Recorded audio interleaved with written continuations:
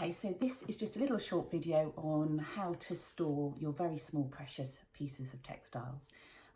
Now, if you have some very small slithers like I have that I'm keeping because they're great design inspiration as well as maybe technically very interesting, the ideal way is to put it into something like this, which is a Melanex pocket. It's archival standard. It's inert, so it will not release gases that will damage your textiles over time.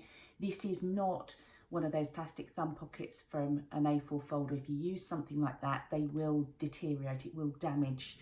The acid starts to eat into the textiles, and over time it will discolour and deteriorate. So if you can use something like that, that's perfect, because it also makes the textile slightly sturdier so that you can handle it more easily.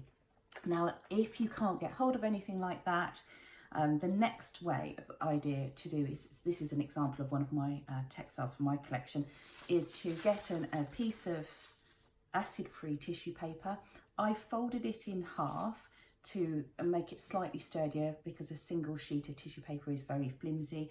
I've centralised the piece of textiles, and then one of the ways then is to fold the tissue paper around the textile like this.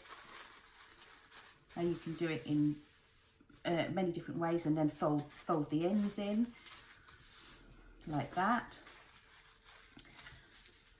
And then you have something that is slightly sturdier and allows you to store the item. Then on the flap here, before I put the textile in, I can write in pencil the style, the name, a description that would help me to identify it, so that I don't have to unpack everything every time and look at the textile, so that then these could be stored very easily and stacked into a small space. But I know that every time I'm going through the drawer or my storage box, that I'm not rustling and ruffling these textiles around and damaging them a little bit further. So this is something you can easily do in front of the television one evening at home to help look after your lovely textiles.